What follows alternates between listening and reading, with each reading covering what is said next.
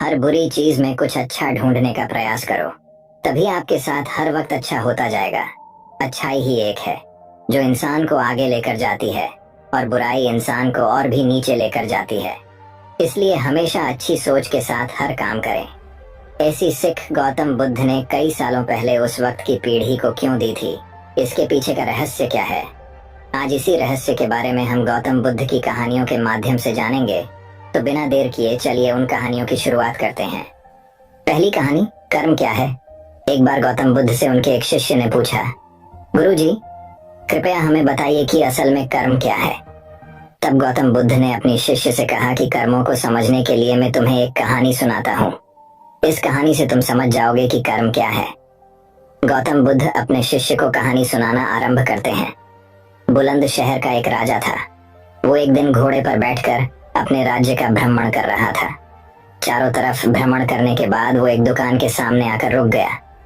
रुकने के बाद राजा ने अपने मंत्री से कहा, मंत्री जी, मालूम नहीं क्यों मुझे लगता है इस दुकानदार को कल के कल फांसी की सजा सुना दो। इसे मृत्यु दंड देने की मुझे इच्छा हो रही है। मंत्री राजा से इसका कारण पूछ पाते, इससे पहले राजा उसके आगे निकल गए। मंत्री ने इस बात का कारण पता करने के लिए अगली सुबह भेष बदलकर जाम जनता का रूप लेकर दुकानदार के पास जा पहुंचा। वैसे दुकानदार चंदन की लकड़ियां बेचने का काम करता था। मंत्री ने दुकानदार से पूछा, भाई आपका काम कैसा चल रहा है?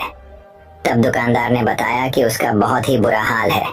लोग उसके दुकान पर तो आते हैं, चंदन को सूंघ कर उसकी प्रशंसा बहुत ज्यादा करते हैं, लेकिन खरीदता कोई भी नहीं। और उसने आगे बताया कि मैं सिर्फ इसी इंतजार में हूँ कि हमारे राज्य के राजा की मृत्यु हो जाए और उनके अंतिम संस्कार के लिए मुझसे बहुत सारी चंदन की लकड़ियां खरीद ली जाए।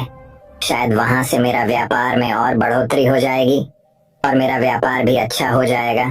मंत्री को सारी बात समझा आ जाएगी कि यही वो नकारात्मक विचार है जिसने राजा के मन को भी नकारात्मक कर दिया है।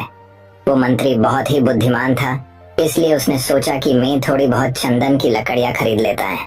उसने दुकानदार को कहा, क्या मैं आपसे थोड़ी बहुत लकड़ियां खरीद सकता हूँ? दुकानदार ये सुनकर बहुत ही खुश हो गया। उसने सोचा कि चलो कुछ तो बिका। इतने समय से कुछ भी नहीं बिक रहा था। उसने चंदन के लकड़ी को कागज से लपेटा और अच्छी तरह से पैकिंग करके वो लकड़ी मंत्री को दे दी।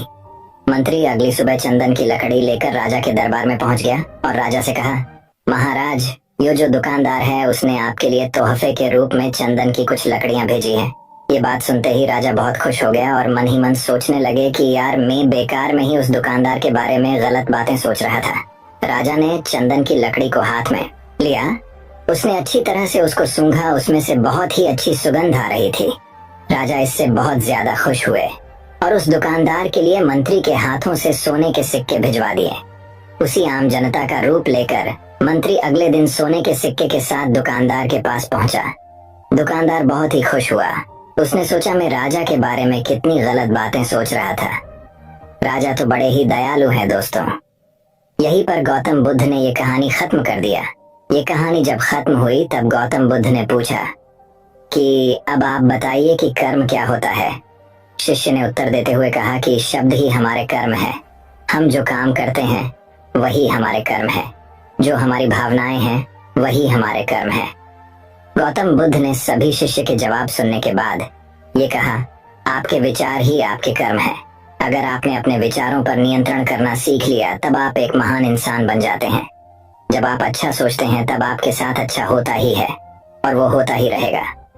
दोस्तों, आपने देखा कि अगर आप अच्छा सोचोगे तो दूसरे लोग अपने आप आपके बारे में अच्छा सोचने लग जाएंगे। इसलिए अच्छा सोचने की कोशिश करो।